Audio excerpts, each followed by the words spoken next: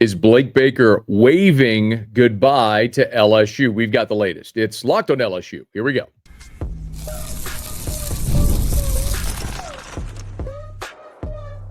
You are Locked on LSU, your daily podcast on the LSU Tigers. Part of the Locked On Podcast Network, your team every day. Okay, let's get it. It is Locked on LSU, your team every day. I'm your host, Matt Moscona. Thanks so much for making us your first listen. And thank you for helping make the Locked on Podcast Network the #1 sports podcast network in the world. We are free, available wherever you get podcasts, of course, on YouTube as well. So please subscribe.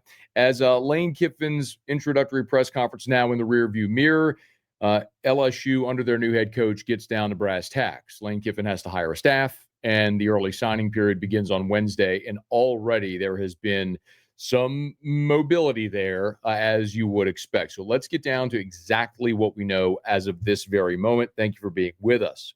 So what is paramount, of course, first is what happens with Blake Baker, LSU's defensive coordinator, who is a very popular assistant and a fantastic defensive coordinator. He took the LSU defense in 2023 from the doldrums, literally the worst defense in the history of LSU football, to a defense this year that is 25th in the country in total defense and 15th in the country in scoring defense. And if you watched LSU against Oklahoma, LSU against Arkansas, LSU against Western Kentucky, LSU pretty much every game they played this year, you realize the offense was miserable, one of the worst in the country, 108th in scoring offense.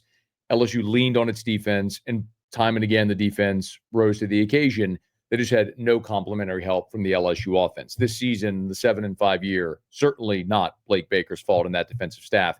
They were outstanding. Well, Baker interviewed on Monday for the head coaching job at Tulane, left vacant by John Sumrall, who, of course, took the Florida job. It is important to remember about Blake Baker that he played collegiately at Tulane. Baker's from Houston, but he played at Tulane from 2000 to 2004 and has not been back to coach at his alma mater, but has had several stints coaching here in the state of Louisiana. He was at Louisiana Tech from 2014 to 2018 before going to Miami as the defensive coordinator, jumping back to LSU in that one season in 2021 before going to Missouri, and then now back to LSU for the past 2 seasons. So Blake Baker played at Tulane. This would be an opportunity to go back to his alma mater. And as I understand it, he might be at the very top of Tulane's wish list, considering all of the ties and connections there. It's also worth mentioning that a year ago, when John Sumrall was a target for the North Carolina job, it was thought in many circles that Baker would have been the premier target last year for Tulane had Sumrall left. Now, ultimately, North Carolina hired some guy, Belichick, and passed on Sumrall. Sumrall's now, and so Baker stayed put. Sumrall spent the season at Tulane and has Tulane knocking on the door of a conference championship and a playoff berth. So if Blake Baker did leave, he would be walking into a really good situation at a G5 school. Would LSU, and as I'm told from LSU, that they do desperately want Blake Baker to stay and are willing to give him a raise, an extension. He's already making $2.5 million a year. So in theory, he would push closer to at or over $3 million with a raise. So what LSU is doing, remember John Sumrall this past year was making $3 million as the Tulane head coach. So if LSU can effectively match what Tulane is offering salary-wise, the question for Blake Baker then becomes, which path do you want? Do you want to go be a head coach at the G5 level for a few years and then take a step? Listen, Willie Fritz did it successfully as the Tulane coach, then getting the Houston job, which of course now is in the Big 12. And now John Sumrall, 2 seasons as the head coach at Tulane. Now he was at Troy first, but 2 seasons as the head coach at Tulane, and now is making $7.5 million as a SEC head coach. You can do that, and you can go be a head coach now, or you can stay the course at LSU knowing you're going to get some help. You're going to get complimentary football next year with Lane Kiffin coming in. You know that offense is going to score points, and maybe you have a better, more explosive, a more competitive LSU team that makes Baker even more attractive for a Power 4 job, which, remember, is not unheard of. We saw Dave Aranda do that. Dave Aranda went from LSU defensive coordinator to the Baylor job, which is a very good job in the Big 12. There are other great examples of coordinators, Power 4 coordinators, getting major head coaching jobs.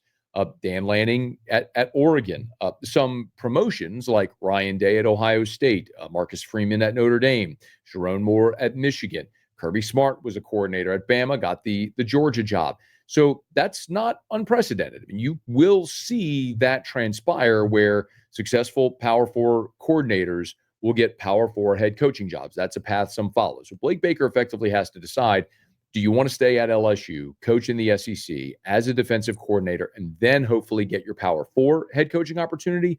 Or do you want to go be a defensive coordinator at the G6 level at your alma mater, go be a head coach there for a couple of years, and then make the jump to the Power 4, provided you have success at that level? Now, LSU is committed to Blake Baker, as I'm told. Lane Kiffin wants him to stay, and they're going to make a competitive offer.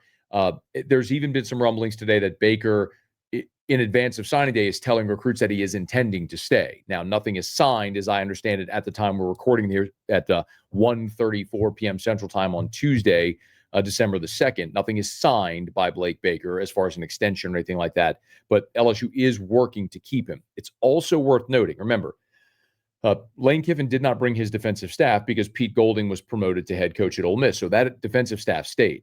If Blake Baker were to leave, he would most likely bring with him Kevin Peoples and Jake Olson. Remember, they were on his defensive staff at Missouri when he was the defensive coordinator under Eli Drinkwitz. So if Baker takes the Tulane job and then takes Olson and Peoples with him to Tulane, then you're losing your defensive coordinator, your safeties coach, your defensive ends coach, and there's still the question about Kyle Williams, who it certainly seems like ear to ground, Kyle Williams may not be back. Not because Lane Kiffin wouldn't want him back and not because he didn't do a good job. Kyle Williams was an interesting hire to begin with because not because, look, Kyle was a great player and loves LSU, but Kyle Williams is a guy with children who are of the age where they are competitive. He's a son in the 8th grade at the Dunham School who plays football. His daughters are competitive soccer players. He was coaching at his alma mater at Ruston. And Kyle Williams is like a scratch golfer who would play golf basically every day. He lived at Squire Creek and would play every day.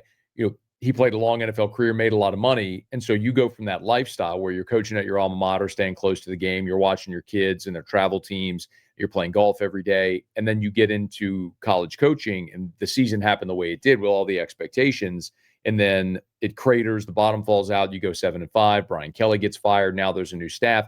And oh, by the way, the culture in college football is so different from when Kyle played. It just may be a thing where Kyle Williams just doesn't want to coach anymore. And so they may be looking for a new defensive line coach. And that brings in the question of Ed Ogeron. And I'll continue to say, I don't know what's going to happen with Ed Ogeron, if he'll be a part of Lane Kiffin's staff or not. So that's to be determined. Now, we'll have this conversation later if it needs to be had. Hopefully it doesn't. But if Blake Baker does leave, the question will become, well, who's going to replace him as defensive coordinator? And the first name that I would put on your radar would be DJ Durkin. Again, I don't want to get ahead of myself because LSU is pushing hard to keep Blake Baker. Lane Kiffin has made it known to Blake Baker, as I understand, he wants him to stay. They are going to give him a raise, an extension to keep him in place in Baton Rouge as the defensive coordinator. But if, in fact, he does leave because he wants to go be a head coach, and this is an opportunity potentially to be a head coach at his alma mater, DJ Durkin would be the name to keep in mind. Durkin, who just recently served as the interim head coach at Auburn, as I understand, was not pleased at all that he did not get the full-time job at Auburn, and also was on Lane Kiffin's Ole Miss staff for 2 seasons at the beginning of Kiffin's tenure in Oxford. So that's one name, but sometimes the most obvious name is the most obvious name for a reason, and I think that would be the case with DJ Durkin. So we'll continue to follow this as it plays along. Now, the other staff member that we have to talk about, because not only does it have on-field implications, but recruiting implications with signing day here in less than 24 hours, is Frank Wilson. So we'll get to that as we continue. Locked on LSU, your team every day. The holidays always feel a little easier when you already know the perfect gift. And Omaha Steaks makes it almost too simple. Whether you're treating yourself this season or sending something memorable to family and friends, Omaha Steaks delivers handcrafted perfection right to their door. And this week is the best time to jump in because their cyber sale is here and the deals are huge. I've given Omaha Steaks as a gift before. The reaction is always the same. It's excitement when the box arrives, bigger smiles when everything is on the grill, and the quality is exactly what you hope for. Incredibly tender steaks, rich flavor, and meals that make hosting or weeknight cooking easier. Save big on unforgettable gifts with Omaha Steaks. Visit omahasteaks.com for 50% off site-wide and an extra 20% off select favorites during their cyber sale. And for an additional $35 off, use promo code COLLEGE at checkout. That's omahasteaks.com, promo code COLLEGE. Terms apply. See site for details. And we're also brought to you by Game Time. The World Cup is coming back to the United States for the first time since 1994. People are fired up for it, but let's be honest, getting tickets is usually the hardest part. That's why Game Time is clutch, finally giving fans a real advantage when it comes to snagging seats. With Game Time, you can track price drops in real time, you can get alerts when great seats open, and you can buy tickets the moment they hit the app.